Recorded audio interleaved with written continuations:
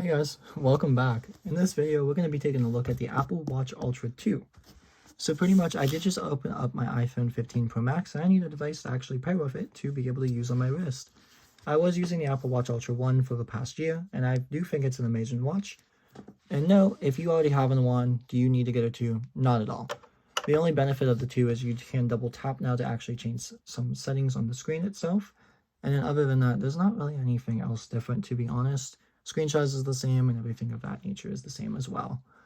But I am going to give my dad this Apple Watch 1 and trade in his Apple Watch SE to Apple itself. That way he can get a new watch for him.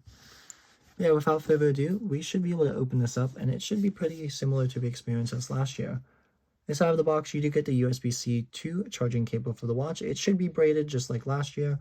The watch itself does need iOS 17 or later because it does come with it does come with watchOS 10 installed right off the box. So yeah, lifting the two tabs on the sides, it should be fairly similar to the same exact one. You do get the booklet as well, which just tells you pretty much some cool features on it, how to use the watch, stuff like that. And it does come with some regulatory information, everything of that nature as well. So putting that aside, we're going to go back over to the key feature of the unboxing itself, which is the watch and the band itself directly. So I did opt in for the trail loop, I believe, this time. I'd have to double check because I honestly don't know. Yeah, I did get the trail loop this time because last time I got the Alpine loop, and now this time I did get the trail loop itself in the blue and green color. So this trail loop itself, I was kind of hoping it would match the blue on the 15 Pro Max, which it kind of does. It's kind of good though. But yeah, the Apple Watch trail loop itself is just kind of a Velcro loop that goes around your wrist, and you can tighten and loosen it as you progress throughout the day if needed. Setting the actual band itself aside, we can look at the watch now. Two pull tabs on left and right, which will come off right now. And putting the box on its back and opening the watch up. So like I said, you're not going to see any major differences inside of here, as it is pretty much the same watch itself, except some like small little detail upgrades inside of there. Here's the USB-C braided cable to Apple Watch charger, and then this is the Apple Watch Ultra itself.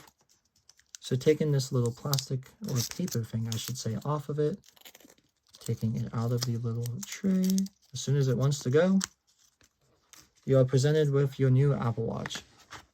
Like I said, you're not going to notice any feature differences or differentials between the Watch Ultra 1 or Watch Ultra 2. Besides, the actual watch itself is a little bit different now with the software and everything of that nature as well. So even on the back, they don't even have any indication that it is a Watch Ultra 2. It just says Apple Watch Ultra, 49mm, same exact thing as the same old one, which is kind of wild. Your Apple Watch is paired. Let's set it up.